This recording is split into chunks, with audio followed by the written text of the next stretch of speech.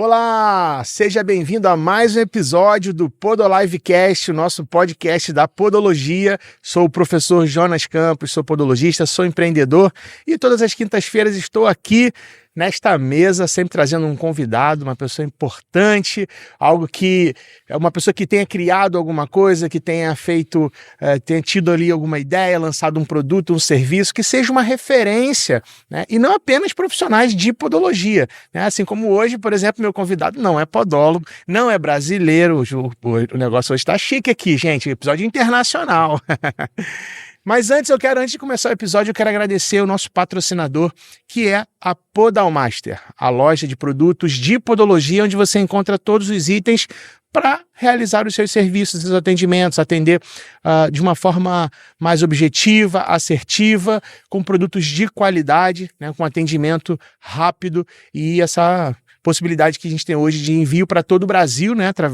Você pode fazer sua compra online no site www.podalmaster.com.br, pode fazer também pelo WhatsApp que está aparecendo aqui na tela.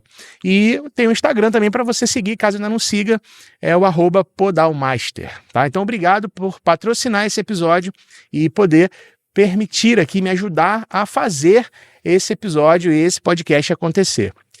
Então, vamos para o nosso episódio de hoje, vamos para o nosso convidado de hoje, ele que é médico dermatologista e especialista em unhas. Aí que está o grande diferencial, né?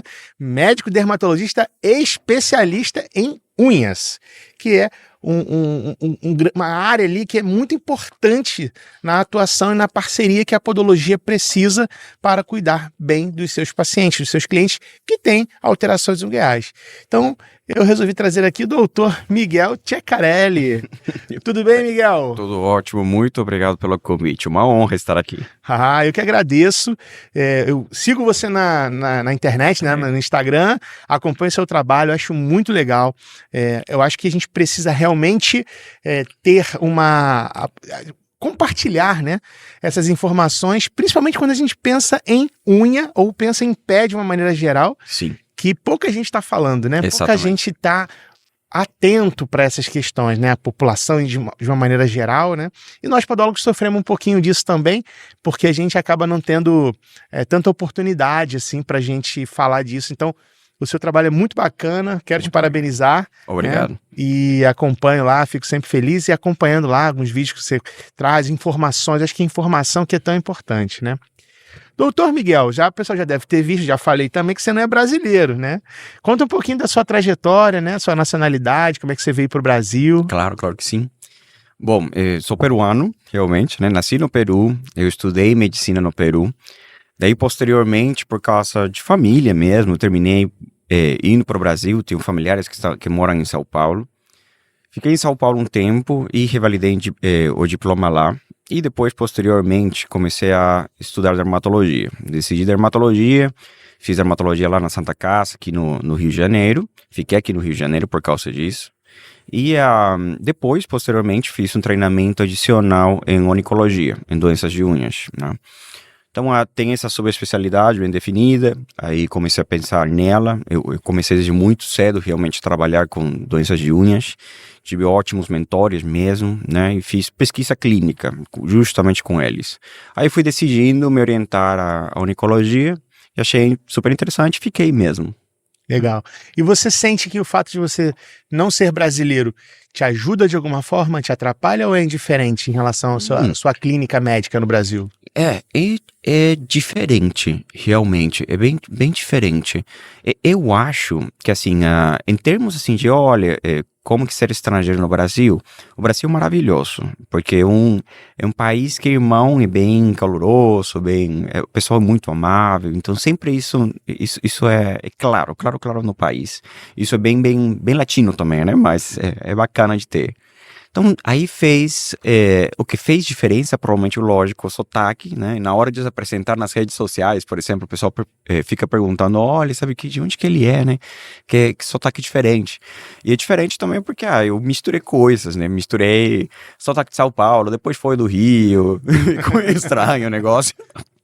Mas Foi isso mesmo. Dá um diferencial sim, porque é um pouquinho mais fácil da gente lembrar, né? Uhum. A gente tem isso é engraçado, a gente tem esse arquetipo, né? Esse arquétipo da dermatologista, uma dermatologista loira, bonita, mulher, branca, etc. Né? Eu sou totalmente diferente a isso, né, gente? Então, é muito mais fácil me lembrar como estrangeiro. Aí eu tenho um dermato de unhas estrangeiro. Claro, fica. Aquele peruano. Aquele peruano que fala de unhas. Exato. É isso mesmo. Legal. Sim, talvez. Talvez sim. E como é que foi essa sua escolha pela dermato e mais especificamente pela oncologia? Foi por identificação? Foi porque você foi vendo oportunidade? Foi porque você foi se apaixonando pelo estudo, pela pesquisa? De onde saiu essa decisão de se especializar em oncologia? Oncologia. Bom, e tudo começou, eu já trabalhava em pesquisa clínica quando estava na faculdade, de fato, eu trabalhei em pesquisa de HIV uns 4 anos, mais ou menos. Então, minha expectativa inicialmente era fazer mestrado, doutorado, etc., direto, sem fazer a residência, mas em algum momento eu percebi que para os estudos clínicos eu precisava mesmo, que tinha que completar essa educação. Então, comecei a pensar, né, sobre as opções que eu queria ter, né, muitas delas estavam relacionadas à infectologia, mas não ficava contente só com a parte clínica, eu queria uma coisa um pouco mais de procedimento. Eu já tinha rodado em dermato, já tinha feito pesquisa em dermato, e comecei a frequentar os congressos. E num desses congressos, tinha a reunião anual de dermatologistas latino-americanos, que foi em Lima, há um tempão, já mais de 10 anos, né, mais de 13 anos, acho, 15 anos. Aí uma professora muito querida, com a qual eu trabalho agora, realmente aluna Zulay, ela fez uma apresentação tão boa, que eu falei, gente, quem é essa mulher? Quero saber quem é essa mulher. Fui pesquisar e fui identificando o pessoal de cada local, da USP, de São Paulo, Unifesp, Unicamp, etc., e da Santa Casa. E aí foi que eu falei, ok, eu quero dermato mesmo. Eu acho que o que me falaram aqui foi espetacular, o congresso foi muito bom, de alto nível. E terminei decidindo fazer isso, aí vim para o Brasil para fazer isso. E na escola da Santa Casa também foi a mesma coisa. Olha, sabe que eu gostei dos mentores, fiz um estágio para ver como que seria, gostei do hospital, gostei do jeito que se trabalhava. E uma vez que entrei, desde o primeiro ano, realmente, meu primeiro rodízio foi unha. Então, predestinado. Foi predestinado. Aí eu comecei a trabalhar com a professora Roberta, realmente, né? Ela falou, eu contei minha história, né? Olha, trabalhei com HIV, pesquisa clínica, a gente fez cortes longas, né? Alguns ensaios clínicos, então ela falou, nossa, bem aqui. Aí ela me pegou da mão e todos os trabalhos que estavam, assim, pendentes para começar a fazer da Santa Casa, da unha, que estavam, assim, que não se escreviam, porque eu tenho essa facilidade para escrever pesquisa clínica, eles começaram a abraçar. Né? Aí eu comecei a ficar atrás. Aí eu fiquei desde unha, literalmente, desde o primeiro mês. Aí passou todo esse período da residência, da pós-graduação. Fiz, aprovei o título, terminei. E daí, logicamente, eu já estava bem mais orientado para a unha, né? Estava indo para os congressos, apresentamos muita coisa fora também do país. E aí decidi, ficar na Santa Casa. Fui convidado para ficar como staff, fiquei como staff mesmo. Aí fiquei um bom período mesmo, né? Uns 3, 4 anos. E daí, ao mesmo tempo, já estava essa opção de abrir o ambulatório de unhas na UERJ. Então, aí a própria professora Zulay me trouxe para a UERJ. Conseguimos abrir esse ambulatório, que é realmente o primeiro ambulatório de doenças de unhas do SUS, do CISREG mesmo, né? E aí começamos a trabalhar. Aí desde aí estou aí na UERJ também. Legal. Agora, além de você tem um consultório em Copacabana. Tem um consultório em Copacabana. Você atende nesse projeto da UERJ, né? Que é onde você tem um ambulatório. Um ambulatório de doenças de unhas. Onde você também coordena lá. Isso. Você também é professor. Também está dando aula. Sou professor, está dando aula, exato. É isso mesmo. E são várias tarefas, várias atividades. Sim. Em 2 lugares diferentes, né? Que seleciona também. Estou selecionando, exatamente. E sobra tempo ainda de pesquisar e de redigir artigos científicos. Sim. Eu acho que essa parte que eu mais curto é de sentar mesmo e fazer pesquisa clínica. Só que é difícil de fazer, né? Porque o dia a dia a gente não tem financiamento, né? Eu tenho um orçamento enorme para fazer pesquisa clínica. Então foi difícil mesmo pensar, olha, vamos lá para o mestrado doutorado novamente, né? Uhum. Mas, assim, é uma coisa que eu curtia muito mesmo. Talvez se eu tivesse ficado só nisso, se não fosse pra dermato. E aí foi desse jeito. Fui ficando, começando a fazer pesquisa, etc., apresentar nos congressos. Daí chegou já o convite para coordenação do departamento de unhas da CBDRJ, que é da Sociedade Brasileira de Dermatologia, mas o local do Rio de Janeiro. Aí fiquei mesmo também junto com o professor Leveroni. E aí estamos indo. Maravilha. Quando a gente fala de unha, a gente tem ali uma questão estética que acho que é um dos elementos mais importantes, né? Que as pessoas procuram cuidados, né? Principalmente nas mãos, né? Porque estão mais expostas. Exato. Mas também os pés têm uma grande importância funcional para o nosso corpo, né? E eu queria que você começasse falando um pouco mais sobre unhas e tudo, sobre essa relação que existe das unhas com elas serem como sinalizadores de problemas sistêmicos. De tratamentos, né? Porque isso já começa a ser um ponto de atenção. Exatamente. Tanto para quem observa o seu próprio caso, né? Olha, minha unha tá assim, tá assado, como também para, por exemplo, o podólogo, que pode estar atendendo uma pessoa, ou até mesmo uma manicure, claro, e ver que ela vê alguma coisa estranha. E que poderia já sinalizar, né? Para que a pessoa tenha já uma referência, que procure uma avaliação médica, né? Eu queria que você falasse um pouquinho por que ou explicasse um pouco essa questão da relação que as unhas têm com o restante do corpo, né? Delas serem esses sinalizadores ali de problemas. Claro que sim. Realmente todo o aparelho da pele mesmo, unhas, cabelo e pele, eles estão bem relacionados, até porque desde a embriologia a gente já tem essa conexão, por exemplo, com o neuroectodermo, né, com a parte meio neurológica. Então, sim, as unhas terminam também sofrendo. Tem algumas doenças genéticas que elas já bem envolvidas com as unhas, com outros locais, tipo articulações, etc. Tem algumas outras doenças que são doenças mesmo de vitaminas, né, nutricionais mesmo, nas quais se a gente tem a deficiência de alguma vitamina, a gente consegue perceber que as unhas ficaram mais fragilizadas, tá? Então isso é uma coisa que a gente pesquisa, por exemplo, nas unhas frágeis, no síndrome das unhas frágeis, que isso é frequente relativamente e que também às vezes não tem solução. Tem pessoas, por exemplo, que tiveram a unha forte durante muitos anos, foi ótimo, chegou a menopausa e começou o problema. Ou outra coisa, começou algum problema sistêmico, algum problema do corpo, tipo doença crônica, doença renal, alguma doença do fígado, ou talvez, por exemplo, um problema da tireoide, que isso é bem frequente, que isso a gente às vezes não percebe, né? Eu já de fato diagnostiquei vários hipos e hipertireoidismos na clínica, justamente por causa da pesquisa das unhas, que o paciente chegou com a unha e falou, olha, sabe que minha unha era perfeita, ela era maravilhosa. E daí, do nada, há uns 3 meses atrás, estou sentindo que ela está super frágil, ela está quebrando, está muito estranha, né? Tem casos nos quais o assunto do corpo é tão intenso, sobretudo no caso de internação, que as unhas caem, por exemplo, né? Então, a gente teve pacientes, não somente crianças com síndrome de mão-pé-boca, que tem essas unhas que podem cair, mas também pessoas com Covid, por exemplo, a gente até publicou justamente um caso sobre isso, que perderam parte das unhas por causa da internação. Então, o paciente foi internado, ficou realmente no CTI. O corpo, ele entende que os anexos, eles não são tão importantes, então o cabelo cai, unhas podem cair também. Aí 3, 4 meses depois da internação, o negócio começa a aparecer. Aí parece ser problema. E também tem as coisas mais difíceis, né? Tipo o câncer, né?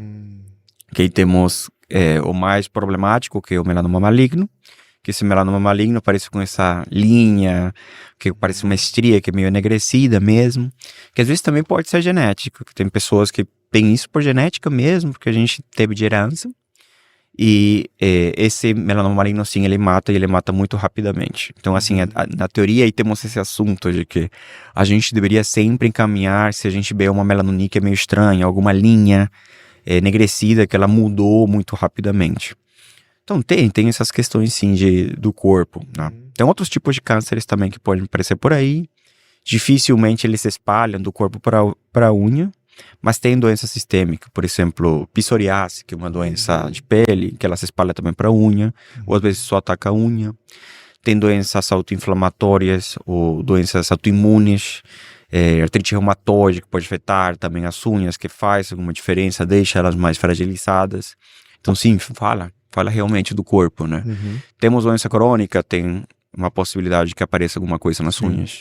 E também tem as reações, por exemplo, de medicamentos, né? Então, por exemplo, a pessoa que está fazendo quimioterapia, Isso. as unhas podem ficar também mais fracas. Claro, né? ficam mais fracas, ficam enegrecidas, diferentes caem, etc. Sim, isso é muito comum.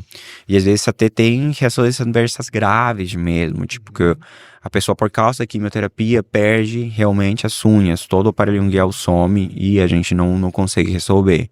Então, sim, tem sim. E a primeira coisa que você falou, por exemplo, da questão nutricional, isso a gente vê muito no dia a dia, quando, Claro. por exemplo, a pessoa começa a fazer uma dieta restritiva, dessas para emagrecer, né? Isso. Aí também a gente observa que algumas atitudes Sim, vão poder alterar, claro. É muito interessante você falar como você diagnostica, né? Identifica tanto uma hipo como uma hipertireoidismo através da unha, quer dizer, é um sinal clínico que você identifica na unha que leva para essa suspeita de um problema que não tem relação direta, né? Direta, exatamente. Mas que está tem envolvido. direta, Exato, exatamente, mas está né? envolvido. Mas a gente acaba não associando no primeiro Não, momento. claro, né? no primeiro momento é meio que a gente não entende por que acontece. E é interessante, eu queria frisar também essa relação que você trouxe até do risco alto, por exemplo, de um melanoma, e tem o caso, por exemplo, de Bob Marley, que ficou mundialmente conhecido, né, historicamente. O Bob Marley, e parece que, eu não conheço muito bem, apesar de gostar muito de Bob Marley, de reggae e tudo, mas eu nunca encontrei assim, uma literatura tão confiável, né? O filme conta de uma forma, algumas pessoas falam de outra e tal, em relação à escolha dele de não tratar. Claro.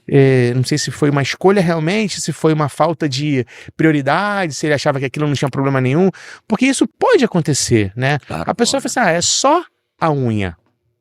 E talvez, se eu perder a unha, tudo bem. Mas aí cria-se essa grande relação de risco, né? Que existe. Então, é muito comum esses casos de melanoma ou são mais raros? Então, os casos de melanoníquia da manchinha enegrecida, elas de fato são bem comuns, né? Aí tem muito paciente mesmo, né? Mas o melanoma é muito mais raro. Agora, quando a gente observa uma dessas manchinhas que antes era bonitinha, que ela começa a mudar, sim, a gente começa a ter essa suspeita. Mas é que aparece sim, e infelizmente, o que a gente vê no hospital normalmente, são esses casos que eles já chegaram muito tarde. São as pacientes que eles, olha, eu já tinha manchinha por aqui no 5º dedo, apareceu aqui no 1º dedo, sabe o que? Deve ser genético mesmo, deve ser, toda minha família tem. Que descuidaram e depois na hora da gente observar já era um caso muito mais avançado. Que isso é difícil de lidar mesmo, né? Tem a ver com a gente, com acesso aos serviços mesmo, com acesso aos serviços de especialidade, de subespecialidade, de ter um especialista em unhas, mas também tem a ver com que a gente não tá alerta, né? Por isso que a gente meio que termina alertando bastante com esse assunto dele. Ele provavelmente não deve ter ligado muito bem, não, com o caso. Deve ter achado que não seria uma coisa tão perigosa, né? Mas termina sendo sim, e a gente vê isso muito. Legal. E hoje o que você trata mais? Quais são os casos mais comuns que chegam para você no consultório? E se tem diferença? Por exemplo, o perfil de pacientes que você atende em consultório e que você atende lá no ambulatório da UERJ, as doenças são as mesmas, né? Tem alguma que chama mais atenção, os casos cirúrgicos ou clínicos, né? Qual que é na tua experiência do dia a dia ali, o que aparece mais? Cara, na consulta particular, muitos deles vão tratar micose de unhas, que é o mais frequente, unha encravada de vez em quando também, isso é bem frequente. E alguns vão para casos específicos, né? Porque tiveram um trauma na infância, eles perderam a unha está diferente, ou eles querem arrumar ela de algum jeito, querem ver se é possível cirurgia, que isso é frequente. E no Pedro Ernesto, na UERJ, a gente vê casos de paciente com muitas doenças crônicas, diabetes mellitus, hipertensão, hipertireoidismo junto, etc., que ao mesmo tempo está tratando alguma outra coisa sistêmica, muitas vezes algum quadro bem intenso, e que ele tem comprometimento das unhas. Tem pacientes que só têm comprometimento das unhas também? Claro, tem. Isso é mais frequente também. Então temos o líquido das unhas, por exemplo, né? Que aí de repente aí o paciente tem essas unhas frágeis do nada, que tem essa suspeita, e aí a gente termina avaliando e fazendo biópsia. Claro, mas aí são casos bem mais pesados, né? Claro, os piores sempre são os hospitalares, sempre. E você tem mais casos no pé ou na mão? Atende mais doenças? Em ambos lados, geralmente mais no pé, sabe? Porque micose de unha geralmente incomoda muito no pé. É muito mais frequente nessa área. É uma área que a gente machuca muito, né? O carioca também dá muita importância para o chinelo. Então terminamos meio que ficando atrás disso. Verdade. É verdade. Porque em lugares, por exemplo, São Paulo, você... Não é comum a pessoa andar na rua de chinelo. Aqui no Rio é muito comum. Aqui é muito comum. Né? Principalmente perto da praia ali. Exato. Copacabana, Barra. Perto da praia. Não, em qualquer local, a pessoa está permanentemente de chinelo. Sim. Então, assim, sim, é uma coisa que incomoda demais. É uma queixa, né? Talvez em outros locais dá para segurar, né? Mas aqui, sim, realmente faz parte mesmo. Agora, falando um pouco dessa parceria que ela é importante e necessária, né? Entre o podólogo e o médico, né? Eu costumo dizer muito, doutor Miguel, que nós temos o dever como podólogos de criar parcerias com médicos dermatologistas e principalmente aqueles que são especialistas em unha, né? Claro. Porque o podólogo recebe muito pessoas que tenham doenças nas unhas, até mais do que na pele. Eu acho que é muito mais comum a gente ter oronicomicose do que matinha interdigital e matinha pedis, né? E aí, quando o podólogo fala assim, olha, você precisa procurar um médico dermatologista e ponto final, o cliente sai do consultório podológico e fica, primeira coisa, onde eu vou achar um médico? Exato. Aí vai para o plano de saúde, aí fica pesquisando, e muitas vezes acaba indo em um dermatologista que não é especialista em unha, né? E acaba não conseguindo ter resultado de tratamento, porque não é aquela área, né? Ele não é especialista na área, na grande maioria das vezes ele não avalia tão profundamente, e acaba dando assim uma certa... acho que eu fico com essa sensação de que unha é algo que não traz tanto risco à saúde de uma forma geral, exceto esse caso que a gente acabou de falar, né? Então, assim, uma micose de unha, ninguém vai morrer porque teve uma micose. Tem essa sensação tão frequente que a pessoa deixa do lado. Exatamente. E aí eu sempre falo pro pessoal, vocês precisam criar parceiros que sejam especialistas, né? Como, por exemplo, o médico que é especialista em unha. Exatamente. Né? O dermatologista é um especialista em unhas. E você costuma receber muitos casos de pacientes que vêm encaminhados por por podólogos, ou eles vêm aleatoriamente, ou eles vêm já encaminhados assim, olha, procure o doutor Miguel, que ele é o especialista, né? Ou a pessoa cai meio de paraquedas, ou te encontra mais na internet. Como é que é essa sua...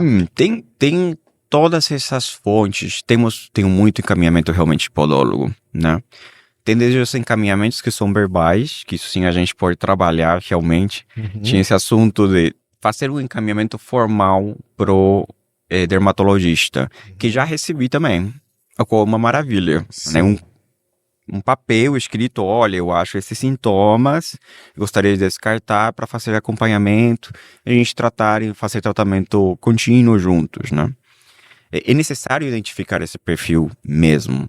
E é difícil, por quê? Porque nem todos os dermatologistas realmente trabalham com isso, também porque até dentro da formação, a gente teve um problema com formação um pouco heterogênea em doenças de unhas. Não temos tantos especialistas em unhas como a gente gostaria no país. Então, é uma coisa que a Sociedade Brasileira de Dermatologia, ela está trabalhando mesmo. Tem até cursos específicos para que todos os residentes do Brasil consigam realmente ter esse treinamento. Mas nem todos vão ter esse feeling, né? Então, isso é importante. Sobretudo porque também, se não, atrapalha o trabalho, né? Nada vai ser pior, por exemplo, que a gente encaminhar um paciente e o médico não conseguir lidar bem com... não entender o que é uma podoprofilaxia, não entender o que é desbastamento, não entender o que é uma órtese, não entender o que é uma laser terapia. Isso é difícil, porque assim, tira opções para o paciente, fora de que gera atrito, né? Gera problemas entre ambos profissionais, né? Sempre vai ter esse problema. Sempre vamos descobrir por aí um médico que ele não concorda, etc. Mas se um médico, a princípio, bem informado, um dermatologista bem formado, um especialista em unhas, aí vão colocar sempre o podólogo como parceiro. Então, assim, é realmente escolher, é realmente ir pesquisar, ver o perfil da pessoa, entrar em contato, né? Às vezes você dá encaminhamento direto, eu já tive, tem muitos pacientes mesmo encaminhados, mesmo até pelo Instagram, olha, podólogo entrou em contato, Dr. Miguel, não sei o que, estou achando que pode ser tal coisa, eu gostaria que realmente acompanhe, né? E esse acompanhamento vai ser em conjunto, né? Então aí, temos a onicomicose, a gente vai oferecer sempre esse tratamento com desbastamento e isso tem que continuar, né? Então você fazem esses planos de tratamento junto com o podólogo. Isso é uma coisa que pode ser explorado mesmo e conversado com o médico, que pode ser conversado mesmo assim para ter parceria. Bem, bem importante. E vão ter coisas nas quais a gente, chegou um momento em que não dá mais, né? Essas unhas encravadas gigantes, já com um granuloma gigante, tipo esse caso que eu coloquei no Instagram, ele já é um caso cirúrgico mesmo, né?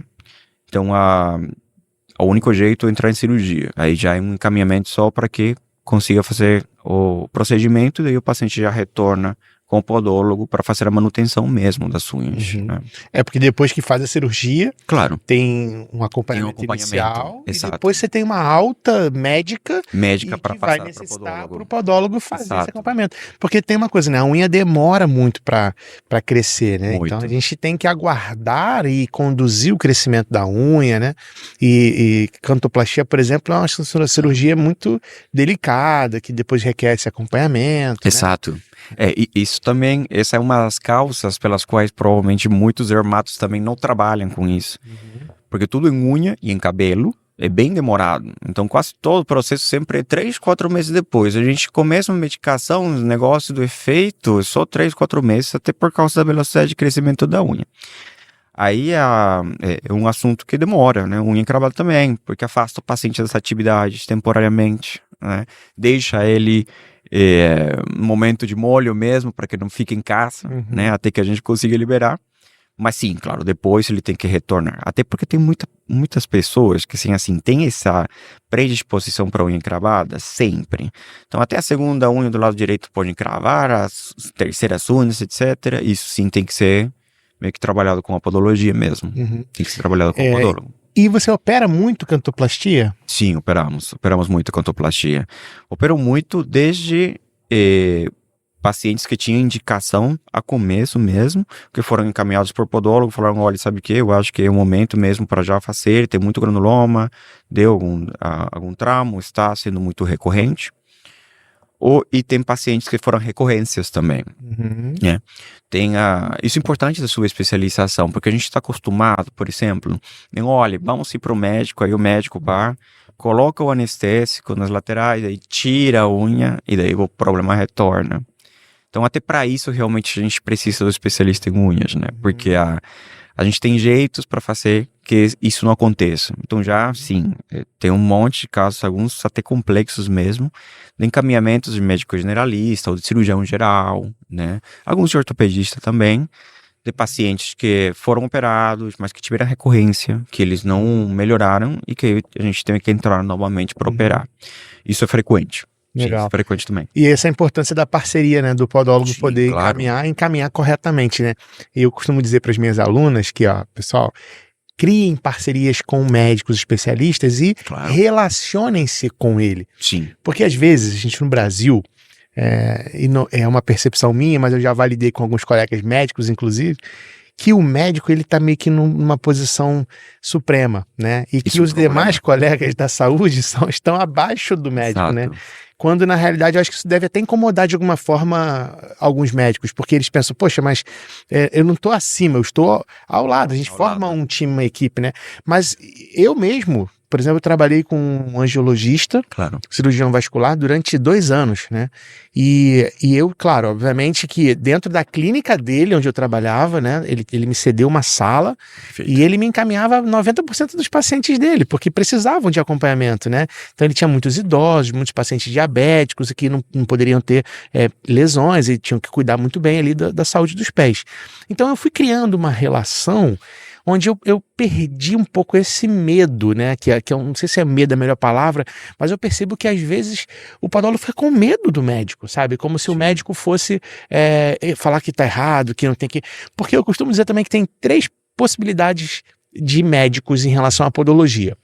Os que já tiveram uma experiência negativa, que pode acontecer, do tipo, chegar um paciente, o que aconteceu? Eu fui na podóloga e ficou assim minha unha. Tá, sim. E aí você, poxa, a podóloga, se é a primeira vez que você recebe alguém que vem da podóloga e vem desse jeito, você vai criar uma imagem negativa. Poxa, o podólogo tá fazendo besteira. Claro. A segunda possibilidade é você também receber, como você falou, eu gosto de receber um encaminhamento por escrito, eu gosto quando vem, porque realmente eu vejo que o podólogo é importante, porque ele tá ajudando, então você cria uma referência positiva. E tem um médico que não tem referência, porque ele nunca teve nenhuma opinião sobre isso, ele não teve nenhuma questão. E a melhor maneira do podólogo se aproximar do médico é fazendo isso, buscando uma parceria para isso, para encaminhar, né? Claro. Acho que a gente precisa afinar mais isso, né? E você estando aqui no Rio de Janeiro é muito bom, porque todos os podólogos do Rio de Janeiro podem te encaminhar também, né? Porque não tem tantos especialistas aqui na cidade, e você é um deles, e super disponível, e super antenado, está na internet, então fica fácil de te achar, né?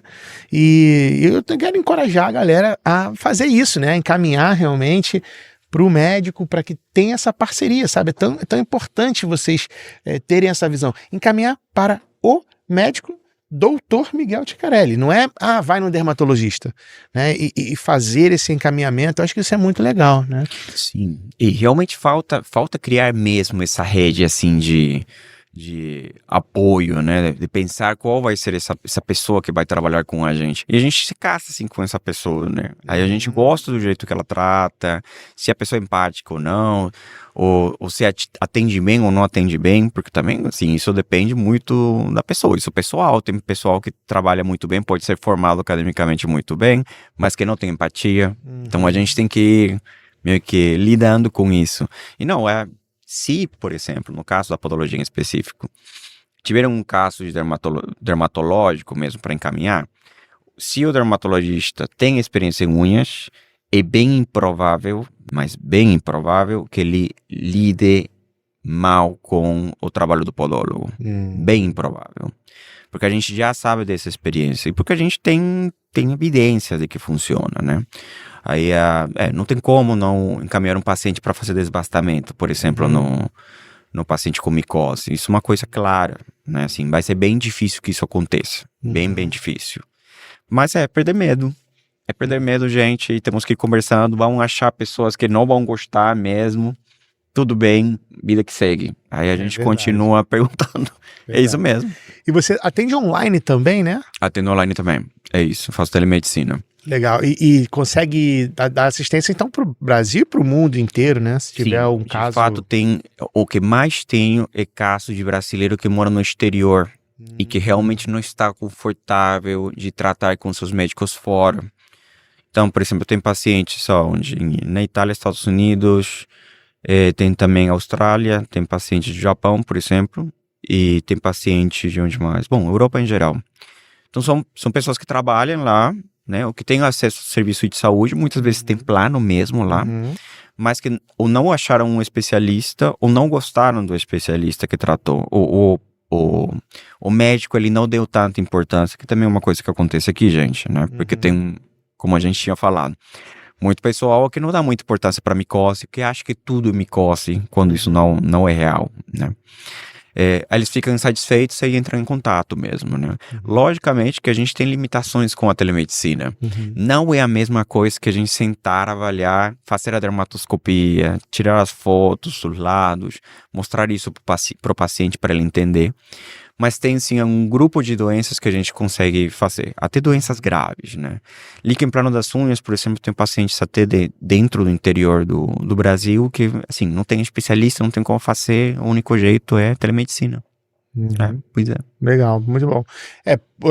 Depois da pandemia, praticamente, que surgiu essa possibilidade. Só depois da pandemia, exatamente. Já existia antes a possibilidade, mas ninguém estava atento para isso. Não, ninguém queria. E quando teve que fazer desse jeito, viu que era possível. Exato. Não, claro, antes o pessoal realmente não ligava muito para isso, simplesmente aceitava, mesmo que não teria solução. Mas depois da pandemia, realmente a gente começou a pensar, olha, sabe que telemedicina é o único jeito. E é bom que isso se mantém, não somente em dermatologia, mas em outras áreas, né? Psiquiatria virou quase telemedicina agora. Sim, é verdade. É porque você consegue dar essa assistência, né? Consegue. Facilita até para a rotina, porque às vezes a pessoa não tem tempo de ir ao médico. Às vezes acaba o consultório, fica lotado ali, e eu acho que isso traz ali para a gente um benefício muito grande. E a questão da regionalização, porque você está aqui no Rio, mas você consegue atender um paciente de outro lugar, né? Pelo menos um pré-atendimento, né? Uma parte introdutória. Se você identificar que não tem como seguir, você pode encaminhar para um colega regional, alguma coisa assim. Eu consigo fazer isso, Legal. exatamente. E você vai atender agora, recentemente, que eu vi lá no seu Instagram, vai atender lá em Lima também, Em né? Lima, sim. Que... Tinha muitos pacientes pendentes, encaminhados de colegas de lá, porque eu já fui lá também para o Peru, justamente fui para... Agora, porque eles me convidaram para um congresso de dermatologia pediátrica. Aí falei um pouco sobre dermatologia pediátrica e unhas mesmo, oncologia pediátrica. E tinha muito paciente para encaminhar, para poder resolver alguns casos assim difíceis, doenças autoinflamatórias, que não dava para trabalhar também na telemedicina. Aí eu separei um dia, porque estou indo por uma causa assim totalmente pessoal, familiar mesmo, a curtir. Mas separei um dia e falei, tá, vou resolver isso de uma vez, já com isso a gente consegue avançar um pouco, já dar uma olhada nesses pacientes. Mas era uma demanda que estava aí reprimida há muito tempo, então tinha que fazer, não tem jeito não. Legal. E aqui no Rio de Janeiro, por exemplo, vamos falar de SUS, né, onde você está lá atuando. Hoje é possível o podólogo encaminhar o seu paciente, Claro. o seu cliente, para ser atendido pelo SUS. Doutor Miguel atende esses pacientes lá através do ambulatório de unhas da UERJ. E como que ele pode fazer como é que funciona esse encaminhamento, essa dinâmica? O que seria legal porque a gente vai ter assim, vai ter problemas até com a própria clínica da família, porque deve ter muito pessoal que não está muito atento e não sabe que a gente tem essa possibilidade. Mas se você faz um encaminhamento formal e você pede pro o clínico da família ou o médico da UBS, do posto de saúde, para poder fazer esse encaminhamento, temos um jeito para colocar ele diretamente no ambulatório. Então, tem um setor, que é o Dr. Miguel Chicarelli, mesmo especialista em unhas, ele só tem vaga para unha mesmo, né? E só aceita pacientes com doenças de unha. Você encaminha para esse setor e aí eles conseguem levar para o CISREG mesmo. Então, tem como sim, né? É possível colocar. Até, olha, gostaria de encaminhar o paciente para o setor de dermatologia, o setor de oncologia, de dermatologia do Hospital Universitário Pedro Ernesto da UERJ, para o setor de doenças de unhas, etc. Legal. Aí eles ficam um pouco mais orientados, porque é verdade também que o clínico da família muitas vezes não sabe. E que são tantos subespecialistas, sim. Só dermato já tem muitas. Então todas as outras especialidades a gente não sabe que existe ambulatório de artrite reumatoide, não sabe que a gente tem ambulatório tinha um de Covid, por exemplo. Então assim, não todo mundo sabe. Aí é bom fazer desse jeito. Que eles conseguem perceber, olha, que existe mesmo, vou caminhar. E através do CISREG hoje você tem essa integração. Conseguimos, temos essa integração. Então tem um jeito para poder atender os pacientes pela clínica da família, pelo SUS. Então, ó, presta atenção, pessoal. Você que é do Rio de Janeiro, você tem um cliente que não pode pagar uma consulta particular, não consegue.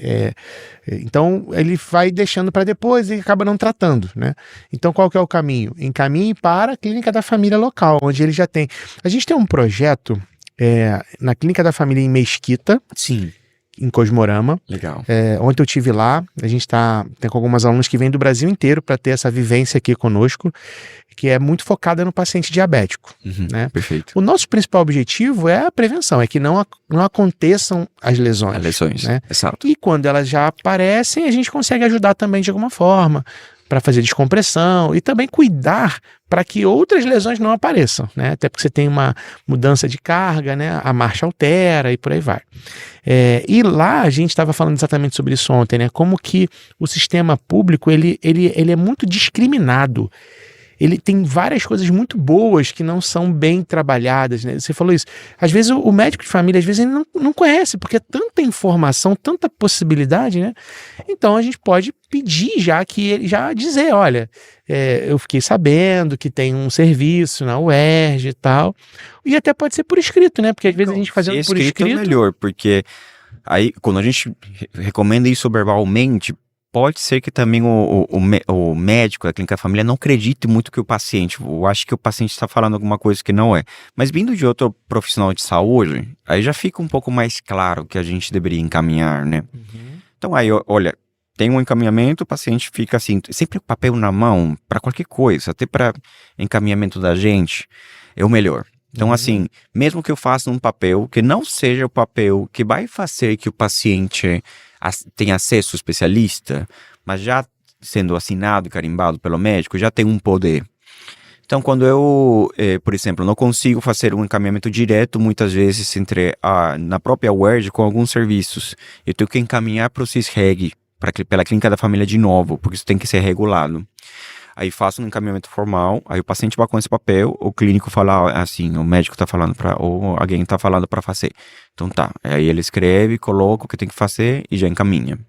Sim, é muito mais prático. E lá vocês conseguem fazer também os exames micológicos? Sim. Faz tudo, o que for necessário. O que for necessário, tem legal, mesmo, tratamento. E as drogas que nós temos hoje, temos drogas suficientes, temos bons recursos, você acha que precisa mais, de repente até comparando com outros países mais avançados, né? Não, como é que a gente tem em relação a essas drogas hoje para tratamentos de unhas? De unha. No caso específico, por exemplo, de micose de unhas, a gente tem alguns problemas, porque tem umas 2 medicações que são as mais recentes, o Tabaurol e Efconazol, que são medicações ótimas, ainda infelizmente muito caras nos Estados Unidos ou fora do país, na Europa, mas que elas são ótimas, que dá até, por exemplo, para liberar totalmente o paciente para usar esmalte, porque ela penetra muito bem, mesmo com esmalte. Então, o problema é realmente aí o acesso e o interesse também da indústria em comercializar isso no Brasil, porque é uma terapia bastante cara no momento. Esperemos que isso, com o tempo, igual que todas as medicações, fique um pouco mais em conta. Isso de fato. E em outros locais, temos acesso a alguns outros biológicos que já estão começando a entrar aqui no país, que cada vez você vai fazendo estudos aqui e conseguem ser autorizados pela Anvisa. Então tem, graças a Deus, o Brasil é um dos países que consegue aceitar bem esse tipo de entrada de medicamentos. Tem alguns outros remédios que a gente não tem, ou fórmulas, por exemplo, que a gente termina às vezes manipulando por conta própria, porque não tem um medicamento pronto no país, e com isso a gente consegue lidar bem melhor, né? Mas vai ter algumas pequenas coisas que sim, por termos de indústria, não vão estar disponíveis mesmo. E isso é uma coisa importante, porque infelizmente, muito comum no Brasil você ter automedicação. Tem. E medicação de unha, você vai na farmácia, tem um monte lá. Tem um monte. E o problema maior aí... Prateleira, que não fica nem atrás do balcão, fica ali, acessível. Fica ali, é só pegar. Sim, aí o risco de resistência aumentou muito, né?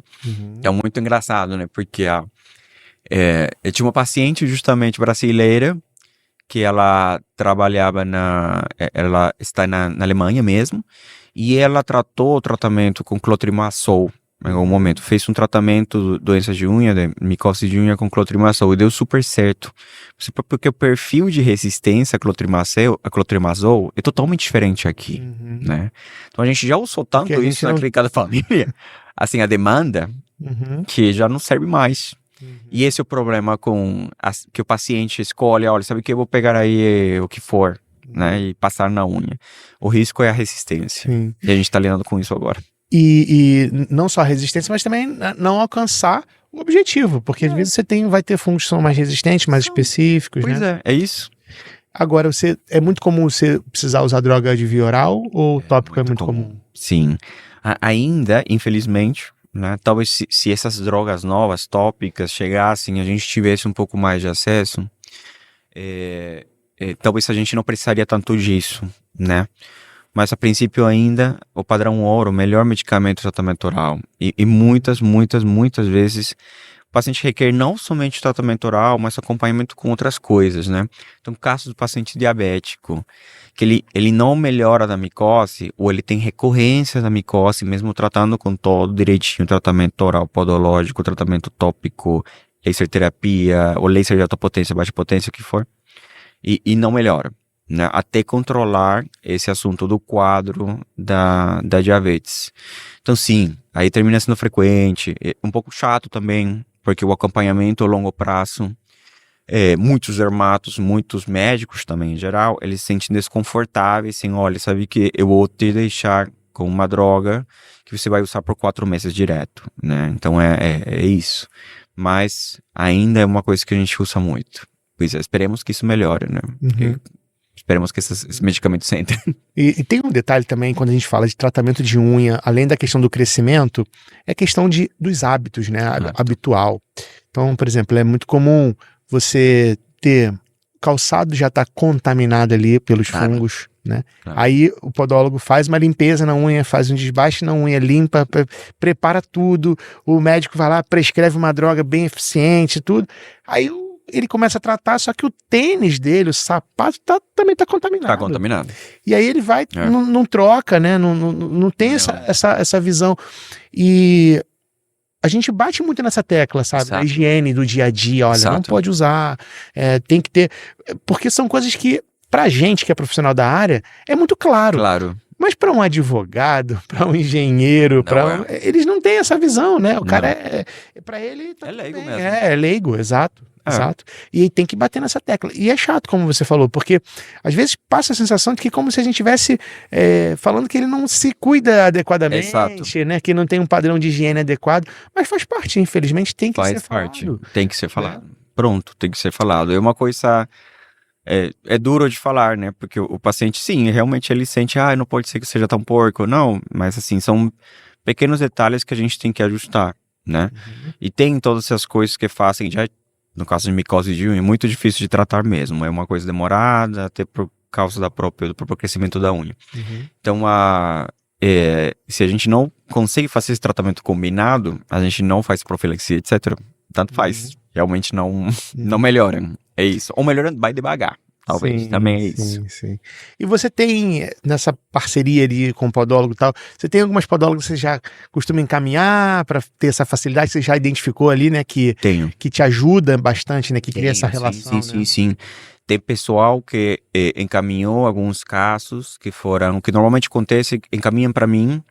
Aí eu trato a parte clínica mesmo, cirúrgica, se precisar, e a gente faz o tratamento em conjunto. Nunca vou tirar um paciente de um podólogo para tratar na clínica, por exemplo.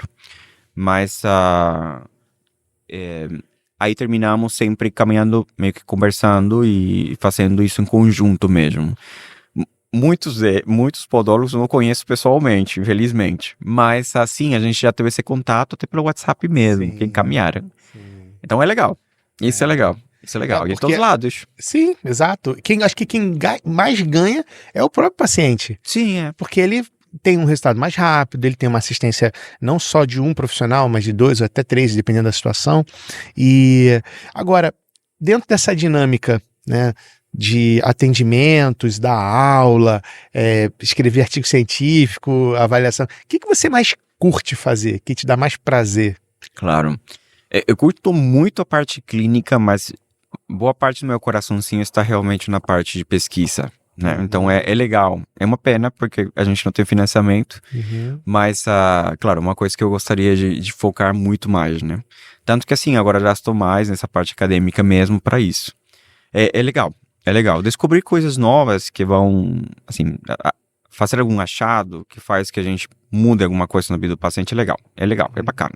É bacana, sim. E geralmente na medicina, assim, o investimento vem das áreas de laboratório, né? Porque eles investem para desenvolver as drogas, para melhorar as drogas. Sim, né? Isso é muito frequente. Aí tem muita coisa de conflito de interesse que você fica assim, será que eu vou aceitar essa proposta, etc. E temos muita pesquisa clínica também financiada pelo próprio Ministério de Saúde ou financiada por entes tipo ONGs que estão tratando alguma coisa em específico, ou até pelas mesmas sociedades brasileiras, as sociedades de dermatologia. Então tem a brasileira que tem um financiamento aí, tem a europeia que tem um financiamento, tem a americana que tem um grant também, um financiamento. Então a gente tenta pegar essas coisas para a gente conseguir fazer esses trabalhos. E dentro do possível, os que não precisam de muito financiamento, a gente faz diretamente com o paciente. Então, por exemplo, só revisar as histórias, os prontuários clínicos dos pacientes, para ver se uma causa, um sinal da unha está associado com uma doença, já faz uma diferença. Ajuda que a gente observe coisas. Legal. E como é que a gente consegue ter acesso a esses estudos, esses artigos? Bom, os meus artigos eu tenho no site, que eu coloquei todos os que tenho no site, daí é só ir para o PubMed e colocar. A maioria deles são de acesso aberto mesmo, que todo mundo consegue acessar. Se precisarem de algum que não estivesse, é só falar que eu encaminho também, não tem problema. Mas tem essas questões sim no site. Tem um site ou tem algum outro canal, tipo um Telegram ou alguma coisa? Não, pior que não tem um Telegram, verdade. Não tem um Telegram, não tenho nem lista de transmissão, nem tem esses canalzinhos do Instagram, por exemplo, que talvez deveria fazer, né? Mas... O Telegram, eu participo de alguns legal. Grupos que são de pesquisa. De pesquisa, e que são mais fechados mesmo, só para publicar. Para publicar, exato. E aí, ali é um canal, porque o legal do Telegram, porque fica salvo, né? Então, claro, fica mesmo salvo, que eu tenha entrado depois, eu consigo ter acesso a todos os que já foram publicados. Exatamente. Né? Então fica ali uma biblioteca, né?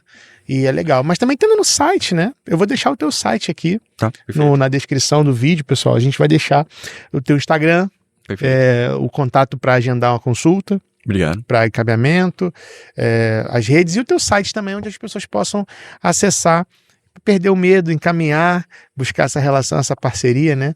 O médico não vai ficar com o seu paciente. É verdade, isso é importante realmente falar, né? Sempre dá essa sensação, nossa, o médico vai tirar o paciente. Realmente sim, se é um especialista em unhas, gente, ele vai conseguir reconhecer que parte do tratamento é desbastamento. Então, seria tiro no pé, ou muito burro, por parte do dermatologista, falar não para o tratamento. A menos que tenha uma coisa assim, tipo, olha, isso tem que ir para cirurgia, ok, agora no momento não vai conseguir tratar esse dedo na podologia, vamos ter que operar. Então, operar, daí o paciente eventualmente deveria retornar para o podólogo, e que normalmente acontece mesmo. Sim, ok, operou. Ok, mas a manutenção ou tratamento de podoprofilaxia vai ter que continuar com o podólogo e pronto. Sim. E se mantém. Sim. E um alerta também, até para a questão da própria manicure, né? Porque, claro. Por exemplo, hoje em dia, na podologia é muito comum a gente ver podólogas que são ex-manicures. Sim. Né? E elas trabalhavam já como manicure, pedicure, né? Especificamente cuidando dos pés, e viram na podologia uma forma de se profissionalizar. Sim. Sair da informalidade que às vezes acaba tendo na área de manicure e, poxa, eu quero fazer além de um embelezamento, além de fazer ali uma limpeza e uma esmaltação. Até porque elas percebem a demanda também, a necessidade. Percebe. Começa a ver que, poxa, tem muita gente que sofre com isso e eu não consigo ajudar. Claro, não. E aí entra naquele senso profissional de, poxa, não consigo fazer mais do que eu faço hoje, eu gostaria de fazer mais. E aí elas se interessam por podologia, vêm estudar. A grande maioria consegue sair completamente dos serviços de pedicure e ficam somente trabalhando como podólogas. Exato. E outras ficam ainda se dividindo entre os dois tipos de serviço. E tem muita gente que me acompanha aqui, que me segue, que é manicure e almeja se tornar podóloga, né? E também que não almejam, talvez sejam só pedicures e que queiram continuar sendo pedicures.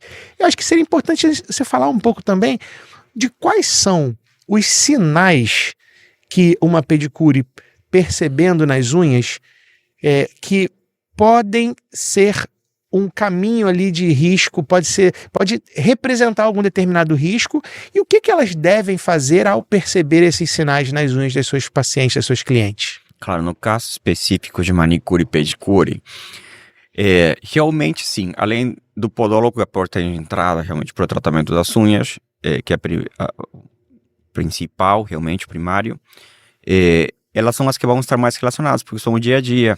né? E elas têm sempre uma conexão especial com o cliente, com o paciente delas, né?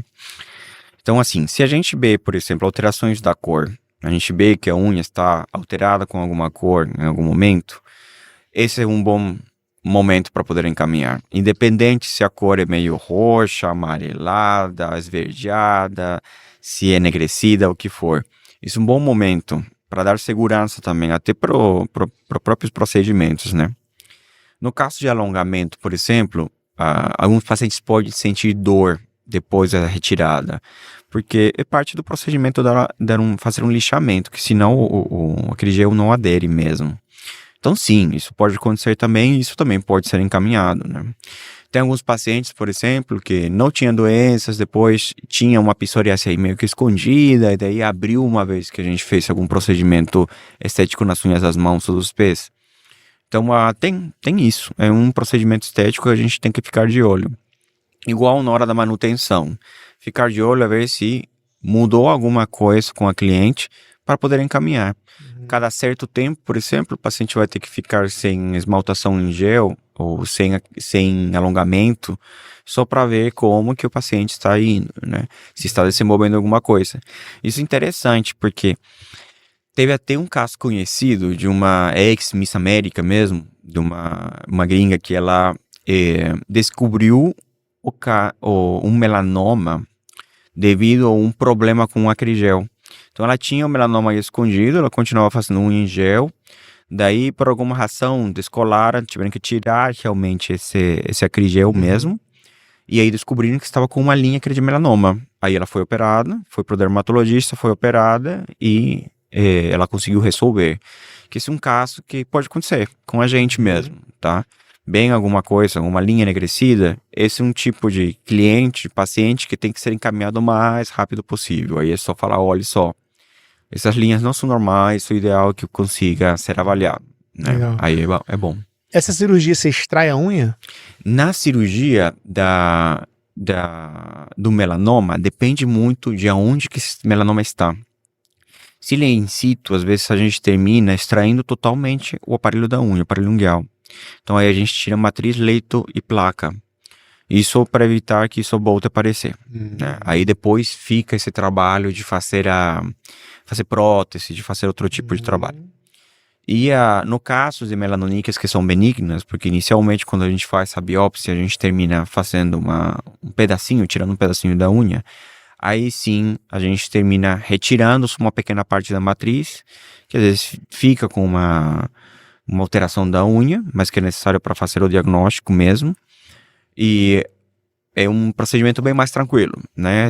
Abrir uma janelinha na unha, cortar um pedaço, retirar esse pedaço que tem o tumor ou tem essa mancha e voltar a unha para o normal. De qualquer jeito, como é nas unhas, nas mãos ou pés, é um procedimento que é dolorido, né? Então, assim, a gente não tem essa logística do tratamento que a gente faz na pele, que uma biópsia de pele, você faz a biópsia, daí 15 dias depois tira o ponto e pronto. Não, a gente tem um acompanhamento, você faz a biópsia, um dia depois faz curativo, daí 2 semanas depois o paciente retorna para tirar ponto, daí retorna para ver como que está. Então sim, é um pouco mais complexo, mas tem como ser feito sim. É uma coisa bem delicada. E quanto tempo geralmente sai o resultado da biópsia? Biópsia, dependendo do laboratório. Geralmente, em 2 semanas, eles já têm uma confirmação. Porque eles, às vezes eles pedem até segunda opinião dos próprios dermatopatologistas. Dermatopatologia, ela é uma subespecialidade da dermatologia. Então, a gente, às vezes, por exemplo, também não encaminha para qualquer laboratório. Temos alguns laboratórios que a gente tem confiança porque a pessoa que avalia é uma pessoa que já fez alguma coisa em dermatologia de unhas, que já fez patologia de unhas. Então, sim, aí termina sendo uma coisa subespecializada. Mas demora em torno de 2 semanas no máximo. E aí, se for diagnosticado como... Foi diagnosticado, aí a gente passa para fazer essa outra cirurgia. E tem que ser rápido. E tem que ser tudo muito rápido. Aí a gente vai correndo mesmo, né? E daí fazer o acompanhamento também com o oncologista, né? Porque pode se determinar, fazer terapia, vamos fazer um PET scan, um exame para poder avaliar se tem algum local onde se espalhou esse tumor, talvez. E aí a gente termina tratando sistêmico também. Tem medicações para isso. Geralmente faz os dois, né? A cirurgia e o sistêmico. Sim, o sistêmico. Se tiver indicação. algum tipo de metástase, se isso foi embora, foi para algum local, então realmente sim, a gente precisaria de sistêmico.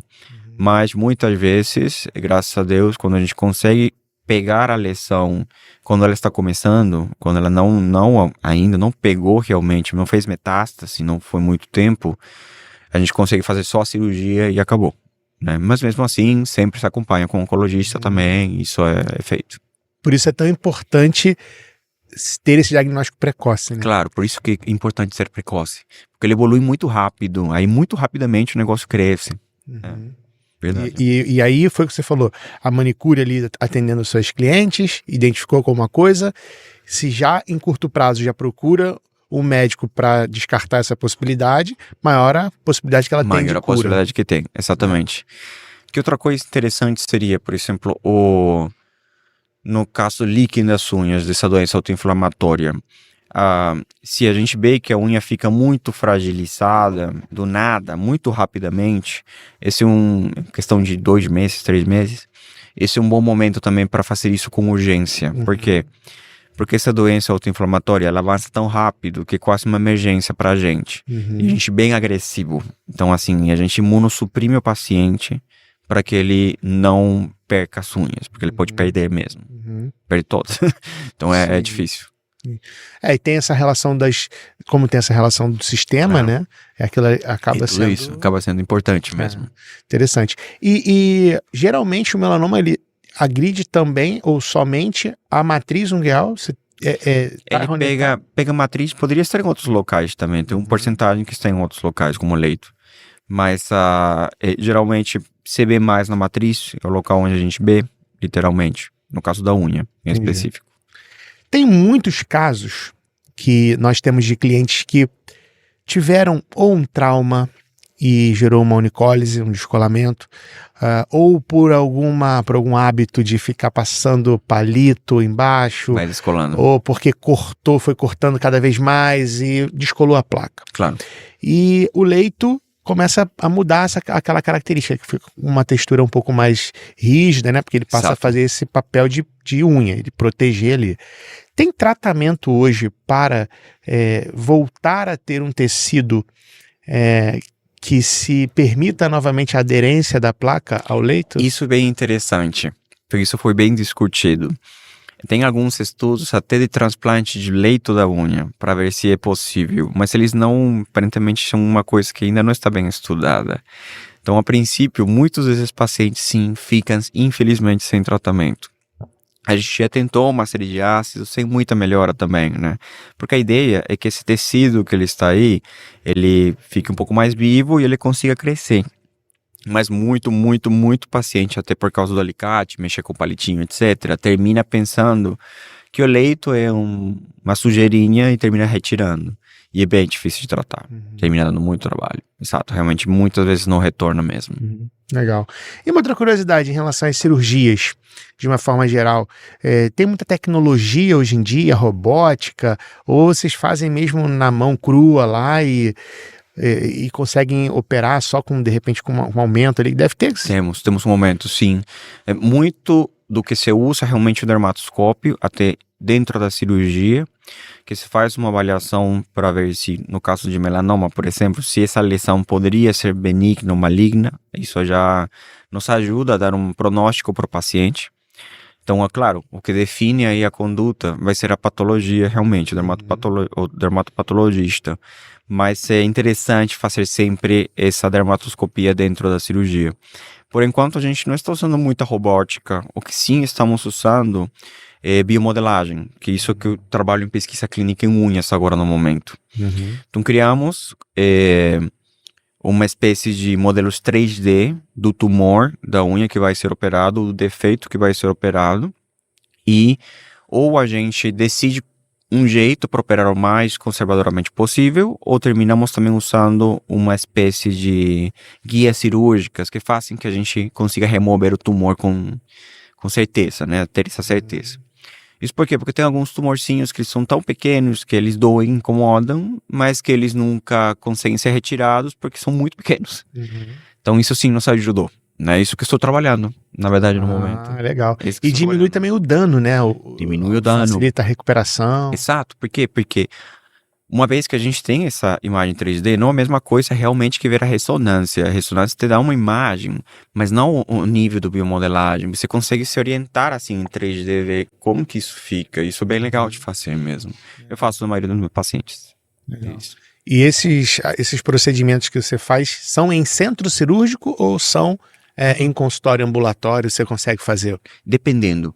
Geralmente, a maioria dos pacientes que não têm doenças crônicas, né, assim, mal compensadas, etc., conseguem sim ser operados num local que não é um centro cirúrgico.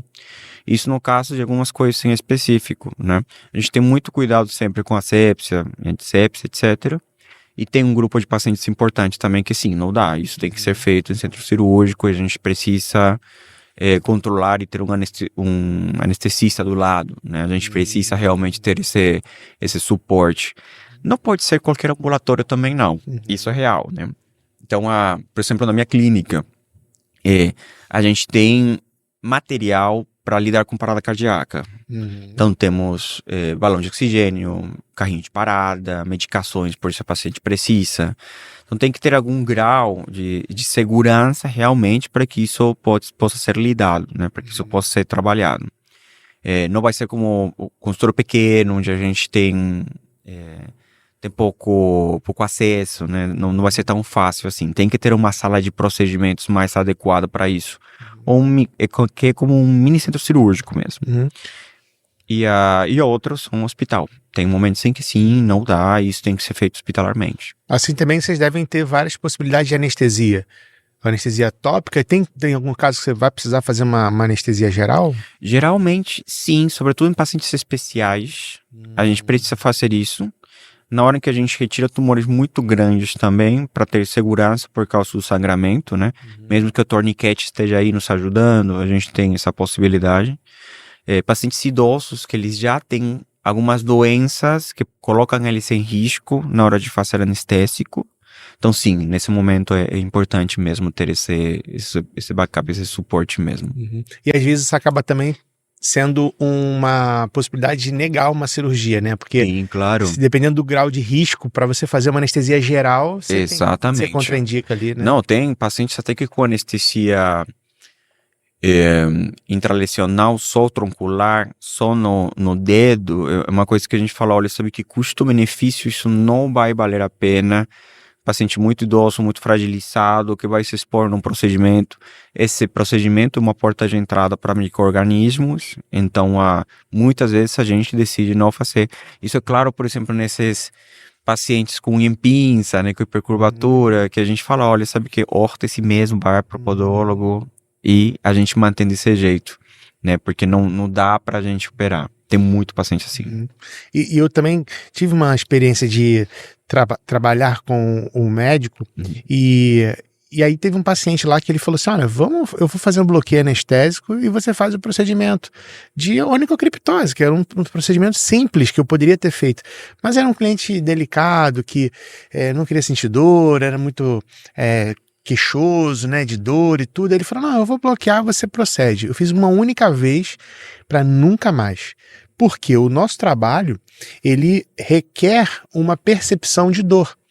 Sim. Porque a gente geralmente não está visualizando a unha, a gente não está vendo o que a gente tem um granuloma por cima e a gente está trabalhando por baixo dele. Exatamente. É cegas mesmo, a gente faz isso mesmo. Né? É isso, o podólogo trabalha desse jeito também. E aí, quando eu tive o bloqueio, eu não estava sentindo o que eu estava procedendo. Se era unha, se era pele, se era granuloma. Exato. Né? E a recuperação foi um pouco mais lenta. Aí precisa de mais sessões depois que a gente não percebeu. Exato. Sim. E aí ele não sentiu dor no procedimento, mas ele ficou tomando anti-inflamatório muito mais tempo. Porque depois teve que sentiu muita dor no pós-procedimento. Então eu falei assim, não faz sentido isso, assim. Não, sim. E é muito comum o cliente chegar pra gente e falar assim, não, tô com a unha encravada, mas dá anestesia? Vai ter. Não, e é um problema também, assim, já aconteceu casos, até mesmo hospitalarmente, paciente com alergia a anestésico. A gente não tem como saber que o paciente é alérgico a anestésico, né? Assim como coisas difíceis, né? Tem paciente que tem alergia a látex, né? E que a gente vai descobrindo no caminho mesmo. Então, essa é a mesma coisa com o anestésico. A gente tem um grau de problema com isso, né? Assim como que, temos que ter uma segurança. Se o paciente fosse alérgico por alguma razão, a gente tem que passar a medicação. Então, também é difícil. É verdade que nos coloca em risco. E também, assim, vai dar dor de cabeça, é verdade.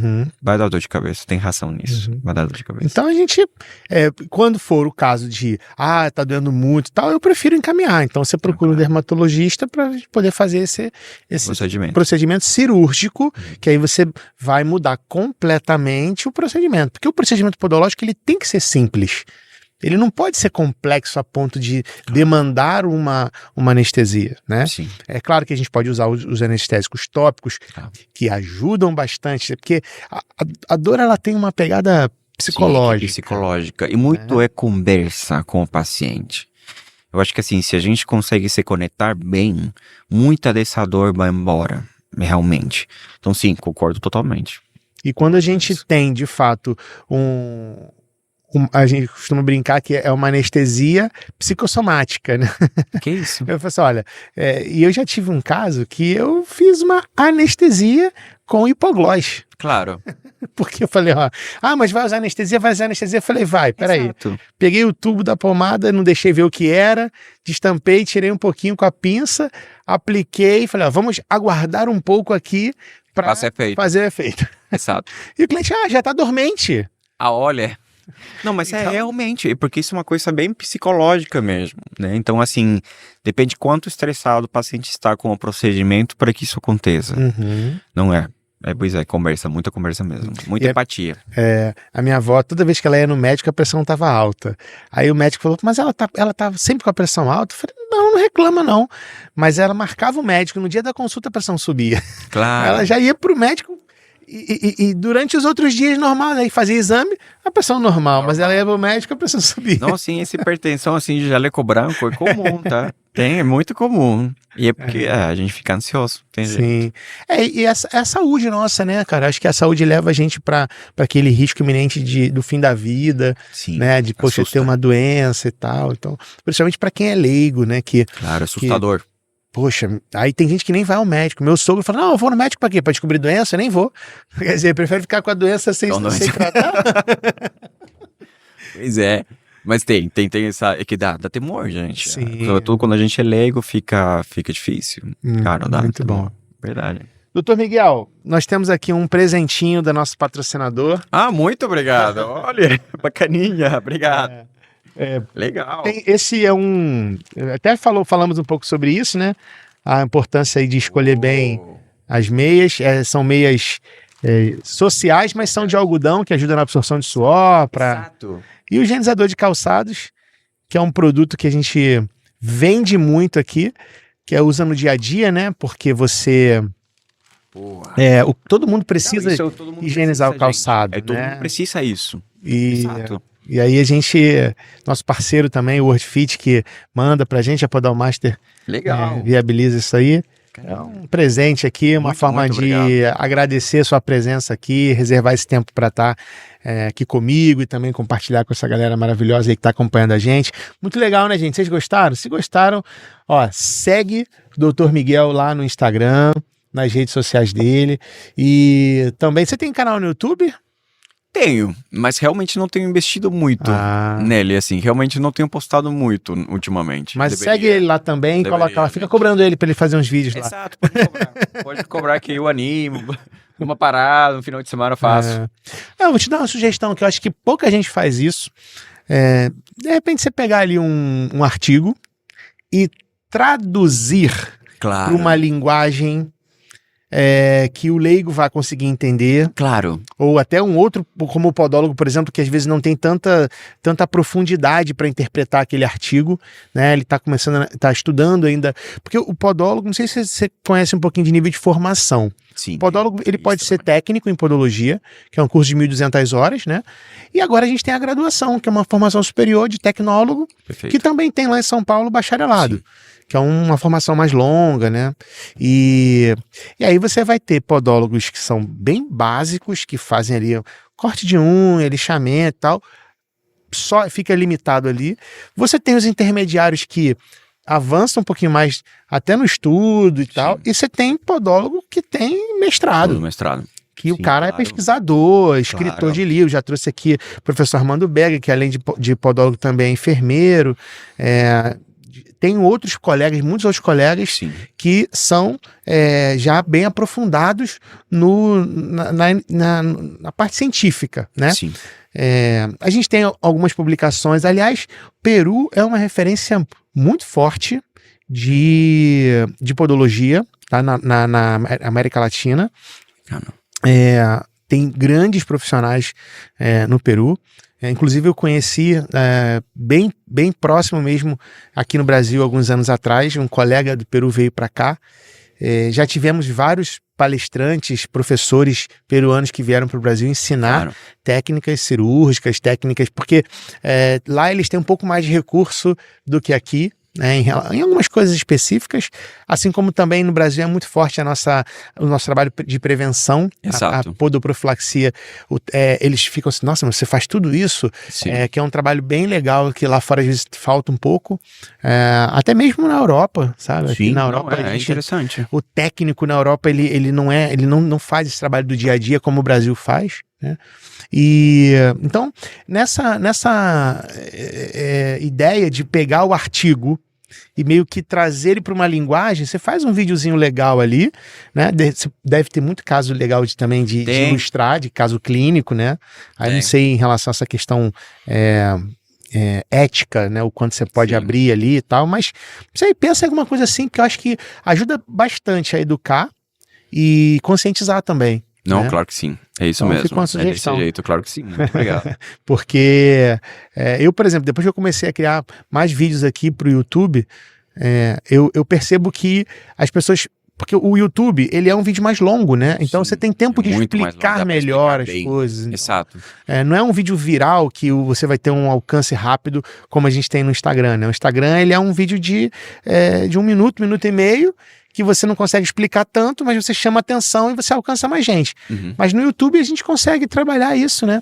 Eu acho que, por exemplo, esse papo nosso aqui elucidou muitas coisas. É né? totalmente diferente. Exatamente. Sim, essa é uma limitação realmente do Instagram, né? E tudo tem que ser assim, 30 segundos. Eu tentei fazer isso no Instagram de algum jeito. Mas claro, assim, no YouTube, que a gente consegue fazer uma coisa de 1 hora, talvez seria o ideal para esse tipo de material. Falar de texto científico mesmo, acho que seria o ideal. Sim. Eu vou tentar E você tem vários artigos, você Sim. tem vários estudos, vários casos, né? Então, e não precisa nem fazer às vezes tão longo, sabe? Mas assim, um tempo suficiente, 10, 15, 20 minutos. Exato, exatamente. Você pega o artigo ali, vai meio que fazendo uma leitura, e até para que as pessoas tenham noção disso, né? Porque muita gente não sabe, não tem noção. Então, eu acho que é um caminho legal aí para você. Sim, tem muita coisa para fazer. Botar mais uma coisinha na agenda. Sim. Doutor Miguel, muito obrigado por você ter vindo. Prazer, Foi um prazer receber você aqui. Podemos pensar em mais coisas também. Sim, né? temos que pensar nisso. Aulas, podemos pensar, trazer uma aula convidada aí para uma apresentação, alguma coisa assim, né? E obrigado também para você que acompanhou a gente até o final aqui. Curta, compartilhe esse episódio com alguém que você acredita que possa fazer sentido, né?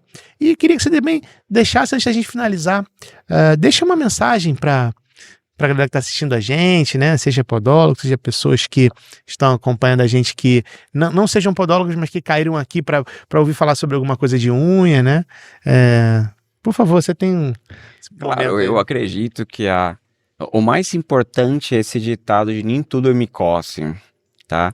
Não porque a gente tem alguma doença de unha, alguma alteração, a gente vai pensar que isso é somente micose. Tem um monte de coisas aí atrás. Temos doenças autoinflamatórias, temos trauma e deformações por trauma, temos infecções por fungo também, temos infecções por bactérias. Então isso é bem importante a gente deixar claro, né? parece alguma coisa estranha, acham que isso poderia ter algum tipo de consequência na saúde, é melhor encaminhar e já tentar resolver. E para o podólogo em geral, assim, não tenha medo do dermatologista. Se é um bom dermatologista de unha, ele vai aceitar bem o podólogo, porque vai entender que na evidência é necessário fazer desbastamento. Então, eu acho que sim, isso é uma coisa que a gente tem que sempre ser bem mais, convidar um pouco mais a conversa, né? Qualquer dúvida também, eu estou no Instagram, pode me seguir ou pode conversar comigo, né? Não consigo avaliar casos em específico pelo Instagram por causa de questões do CFM, mas consigo orientar algumas coisas, sim. Não, isso foi muito bom você ter falado, né? Porque, sim, não consigo. E o podólogo recebe muito isso também, sim, sabe? eu demorei muito para entender isso, né? Mas depois me orientaram que realmente não dá para eu fazer isso, não. Mas é só para você, tudo bem, ó, eu tô olhando aqui, sim, eu trato, venha pra gente avaliar e entender o que é. Não tem como. Tem algumas dúvidas aí pequenas sobre algumas coisas que eles também perguntam, né? Sobre o tratamento, que quando fazer uma coisa ou outra, talvez isso possa orientar mesmo. Sim. É verdade. Mas acho que tem que ser bem pontual. Sim, é pontual. Porque não tem como você ficar... Você precisa... às vezes chega uma foto pra você, quando começou, você tem algum outro sintoma, você tem que é super importante, gente. Não tem como. Não, a gente pode errar feio se a gente faz isso. Erramos feio. A gente pode recomendar uma medicação que está contraindicada, que o paciente tem alergia. Não tem como. Exatamente. Verdade. Então tá bom. Muito bom, gente. Obrigado. E a gente se vê no próximo episódio. Tchau, tchau.